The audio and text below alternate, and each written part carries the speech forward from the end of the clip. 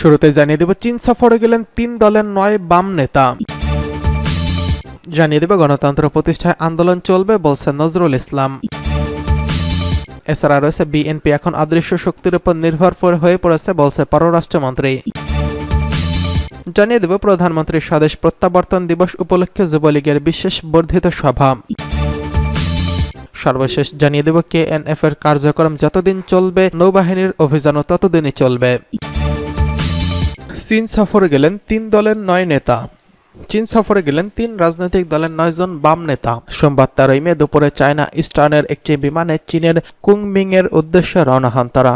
প্রতিনিধির দলে আছেন ওয়ার্কার্স পার্টির সভাপতি রাশেদ খান মেনন, সাম্যবাদী দলের সম্পাদক দিলীপ বড়ুয়া, জাসদের সাধারণ সম্পাদক শিরিন আক্তার, জাসদের কার্যকারী সভাপতি বীর মুক্তিযোদ্ধা রবিউল আলম, জাসদের যুগ্ম সাধারণ সম্পাদক মোহাম্মদ মহসেন, ওয়ার্কার্স পার্টির নেত্রী লুৎফুন্নেসা খান, ওয়ার্কার্স পার্টির পলিট ব্যুরোর সদস্য মোস্তফা লুৎফুর রহমান, সাম্যবাদী দলের অধ্যাপক তৃপ্তি বড়ুয়া এবং মোশাইহিদ।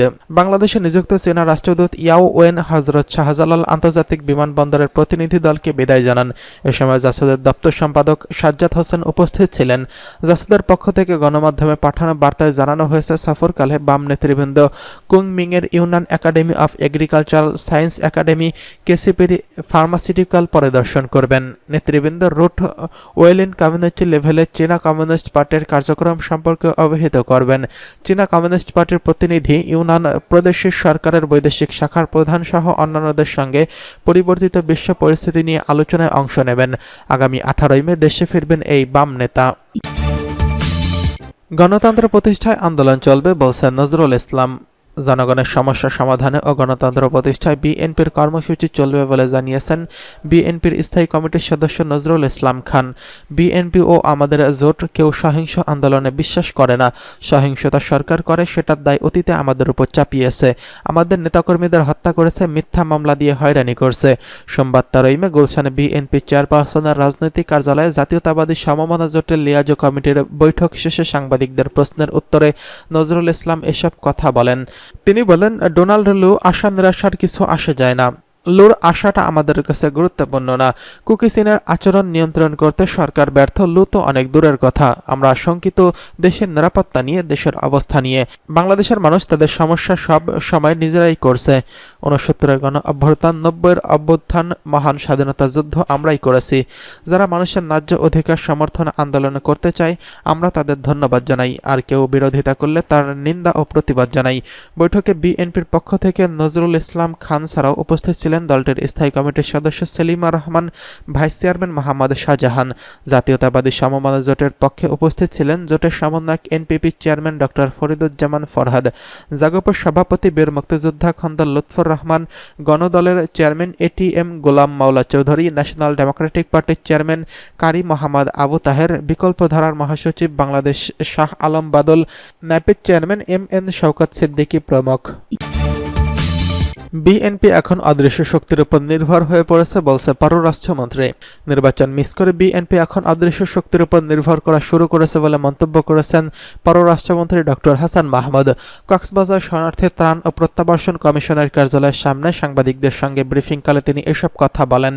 পররাষ্ট্রমন্ত্রী বলেন, চতুর্থবারের মতো নির্বাচিত হয়ে প্রধানমন্ত্রী শেখ হাসিনা অত্যন্ত সচ্ছল ও পরিচ্ছন্নভাবে দেশ চালাচ্ছেন। দেশরত্ন শেখ হাসিনা চতুর্থবারের জয়কে সাধুবাদ জানিয়েছেন যুক্তরাষ্ট্র সহ বন্ধু দেশগুলো। যুক্তরাষ্ট্রের সঙ্গে বাংলাদেশের সম্পর্ক অতীতের যে কোনো সময়ের চেয়ে চমৎকার রয়েছে। এই সম্পর্ক আরো উচ্চতায় নিয়ে যেতে বাংলাদেশে আসছেন ডোনাল্ড লু। আমাদের চেষ্টা থাকবে এই সম্পর্ক আরো দৃঢ় করার। ডক্টর হাসান মাহমুদ বলেন, মিয়ানমারের অভ্যন্তরে চলা সংঘর্ষের ফলে বাংলাদেশের রোহিঙ্গা শিবিরে কোনো ধরনের হুমকি নেই। সেই দেশের সেনারা পালিয়ে আশ্রয় নিচ্ছেন। আন্তর্জাতিক নিয়ম মেনে তাদের স্বদেশে পাঠানো হচ্ছে। গেল কয়েকদিনে আরও 138 জন এসেছে, তাদেরকেও নিয়ম মেনে স্বদেশে পাঠানো হবে। পররাষ্ট্র মন্ত্রণালয় সম্পর্কিত স্থায়ী কমিটির দ্বিতীয় সভা উপলক্ষে কক্সবাজারে আসেন পররাষ্ট্র মন্ত্রণালয় সম্পর্কিত সংসদীয় স্থায়ী কমিটির সব সদস্যরা। সভায় বসার আগে রোহিঙ্গা ক্যাম্প পরিদর্শন করেছেন স্থায়ী কমিটির সদস্য ডক্টর একে আব্দুল মোমেন, নাহিম রাজ্জাক, নুরুল ইসলাম নাহিদ, হাবিবুর রহমান, জাতীয় সংসদের হুইপ সাইমুর সরওয়ার কমল এবং পররাষ্ট্র মন্ত্রণালয়ের ঊর্ধ্বতন কর্মকর্তারা। এর আগে সকালে ক্যাম্প 5 সিআইসি অফিসে সাধারণ রোহিঙ্গাদের সঙ্গে মতবিনিময় মিলিত হন। পরে কমিটির সদস্যরা ক্যাম্পের বিভিন্ন পরিদর্শন করেন। এদিকে প্রধানমন্ত্রীর স্বদেশ প্রত্যাবর্তন দিবস উপলক্ষে যুবক লীগের বিশেষ বর্ধিত সভা। আগামী 17 মে আওয়ামী লীগের সভাপতি প্রধানমন্ত্রী শেখ হাসিনার 44তম স্বদেশ প্রত্যাবর্তন দিবস। এই দিবস উপলক্ষে বর্ধিত করেছে ঢাকা মহানগর দক্ষিণ যুবলীগ। রোববার বিকেলে সংগঠনের কার্যালয়ে অনুষ্ঠিত সভায় সভাপতিত্ব করেন যুবলীগের দক্ষিণের ভারপ্রাপ্ত সভাপতি মহিউদ্দিন রানা। ভারপ্রাপ্ত সাধারণ সম্পাদক এইচ.এম.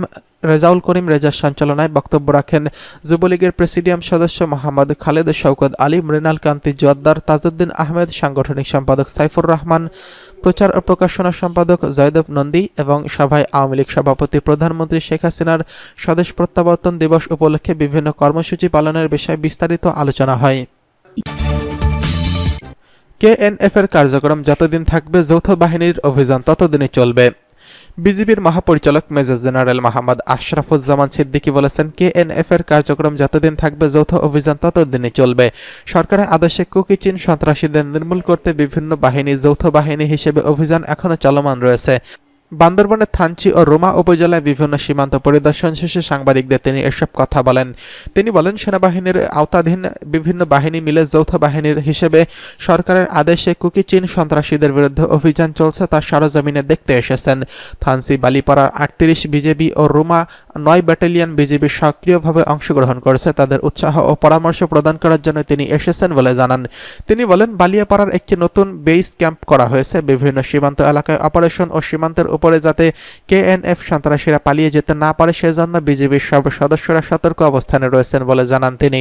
বিজিবির মহাপরিচালক বলেন, একটি স্বাধীন রাষ্ট্রের বিরুদ্ধে ব্যাংক ডাকাতের মতো দুঃসাহসিক সন্ত্রাসী কার্যকলাপ দেখিয়ে কেউ পার পাবে না।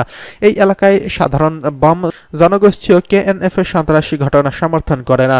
সামাজিক যোগাযোগ মাধ্যমে নিরীহ বম সম্প্রদায়ের উপর অত্যাচারের অপপ্রচারের অভিযোগ ভিত্তিহীন বলে জানান তিনি। মতবিনিময়কালে বিজিবির মহাপরিচালক সবাইকে অপারেশনাল প্রশিক্ষণ ও প্রশাসনিক বিভিন্ন বিষয়ে দিক নির্দেশনা প্রদান করেন। পরে তিনি বালিয়াপাড়া ব্যাটালিয়নের অধীনস্থ স্পাইহাইট টিওভি, থানসি বিওপি এবং থানসি বাজার পোস্ট পরিদর্শন করেন। মতবিনিময়কালে বিজিবির মহাপরিচালক সবাইকে অপারেশনাল প্রশিক্ষণ ও প্রশাসনিক বিভিন্ন বিষয়ে দিক নির্দেশনা প্রদান করেন। তিনি বলিপাড়া ব্যাটালিয়নের অধীনস্থ স্পাইহাইট টিওবি, থানচি বিওপি এবং থানচি বাজার পরিদর্শন করেন। এছাড়া বিজিবির মহাপরিচালক রোমা ব্যাটালিয়ন 9-এর ব্যাটালিয়ন সদস্য অধীনস্থ দোসানিপাড়া বিওপি পরিদর্শন করেন এবং সব সময়ের বিজিবির সদস্যদের সঙ্গে মত বিনিময় করেন। এ সময় বান্দরবান বিজিবির sector commander colonel Sohel Ahmed এবং Cox's Bazar regional commander brigadier general Mohammad Morshed Alam, Bandarban brigade commander Mehedi Hasan, Ruma 9 বিজিবির অধিনায়ক লেফটেন্যান্ট কর্নেল হাসিবুর হক সহ বিজিবির ঊর্ধ্বতন কর্মকর্তারা উপস্থিত ছিলেন। উল্লেখ্য, গত 2রা ও 3রা এপ্রিল রোমা ও থানচিতে সোনালী ও কৃষি ব্যাংকের ডাকাতি ও ব্যাংক ব্যবস্থাপক অপহরণ এবং টাকা লুট ও পুলিশের আনসারের 14টি অস্ত্র ছিনতাইয়ের ঘটনা ঘটে। এই সন্ত্রাসী ঘটনা ঘটিয়েছে বলে আইনশৃঙ্খলা রক্ষাকারী বাহিনী জানিয়েছে। সন্ত্রাসীদের গ্রেফতার ও অস্ত্র ও টাকা উদ্ধারের অভিযানে অংশ নিচ্ছে সেনাবাহিনী, বিজিবি, র্যাব, পুলিশ ও আনসার সদস্যরা। অভিযান সমন্বয় করেছে বাংলাদেশ সেনাবাহিনী।